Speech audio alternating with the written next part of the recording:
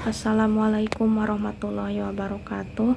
Perkenalan, nama saya Anissa Solihawati dengan NIM 221310035 dari kelas AFI 4B. Hobi saya ialah membaca dan menulis. Jadi di sini saya akan membuat video terkait dengan tugas UTS mata kuliah Filsafat Agama. Saya di sini akan menjelaskan mengenai pertanyaan-pertanyaan UTS ya dari mata kuliah Filsafat Agama ini. Pertanyaan yang pertama yaitu mengenai masih adakah optimisme terhadap agama ketika agama dianggap sebagai sumber bencana dan peperangan. Jadi di sini saya akan menjelaskan dengan argumentasi saya sendiri bahwa optimisme terhadap agama itu ketika agama dianggap sebagai sumber bencana ya masih ada gitu tentu, karena kan dengan adanya bencana ini sebagai umat manusia yang beragama gitu ya, segala bencana yang ada di dunia ini gitu, jadi akan menumbuhkan rasa optimisme gitu. Dengan adanya rasa optimisme ini kita dapat saling membantu, dapat saling bersinergi, saling mendoakan antara sesama umat beragama gitu. Dan juga kita juga kan meyakini bencana ini sebagai ujian dari Tuhan gitu. Dan kita dapat memetik pelajaran dari bencana tersebut agar kita tidak berlaku sombong dan angkuh, serta agar kita bisa menjaga lingkungan kita gitu ya. Dan kita juga dapat memetik hikmahnya dari hal tersebut. Karena kan kita kan sebagai umat manusia kan tidak dapat melawan kekuatan alam gitu.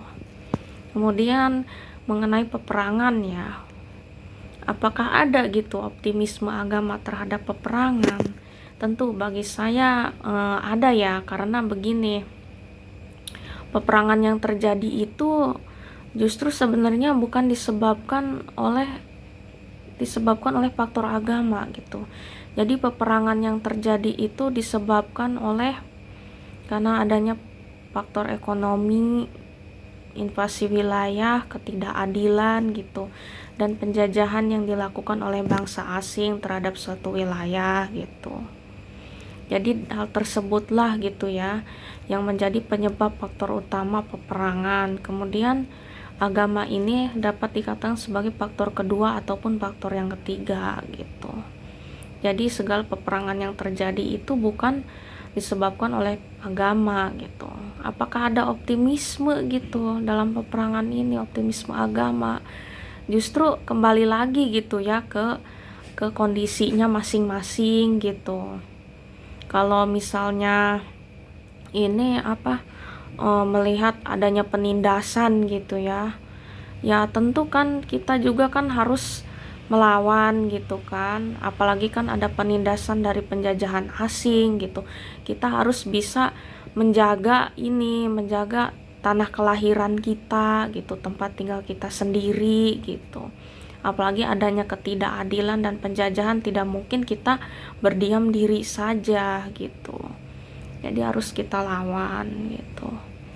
Kemudian berikutnya penjelasan mengenai filsafat agama ya. Filsafat agama ini berasal dari dua istilah ya, yakni filsafat dan agama. Filsafat merupakan proses berpikir yang sistematis dan radikal yang memiliki objek material dan objek formal. Yang kajian ruangan lingkupnya ya, objek material dan objek formal. Kemudian agama adalah suatu sistem kepercayaan yang dianut oleh kelompok manusia gitu.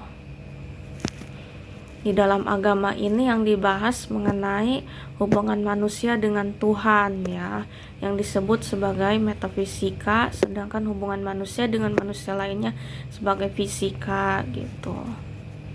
Jadi filsafat agama ini membahas mengenai dasar-dasar benar atau tidak benarnya dasar-dasar agama tersebut.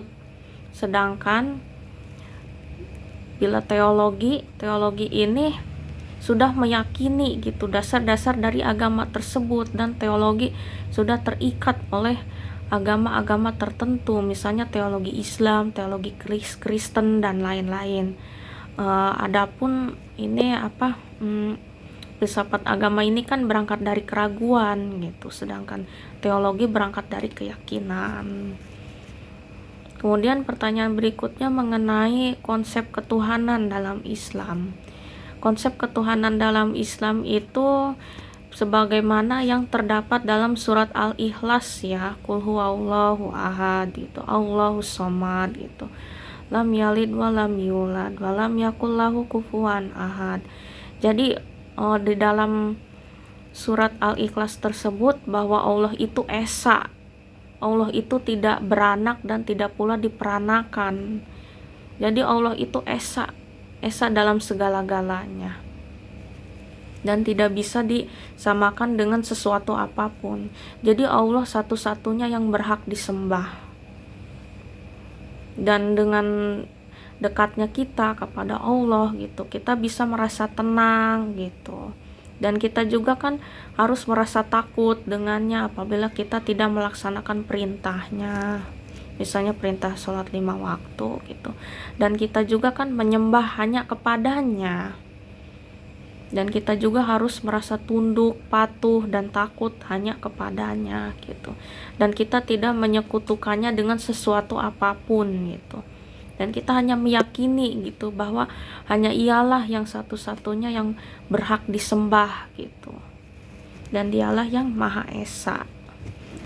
Mungkin hanya itu yang dapat saya sampaikan, kurang lebihnya mohon maaf. Billahi taufiq wal hidayah. Wassalamualaikum warahmatullahi wabarakatuh.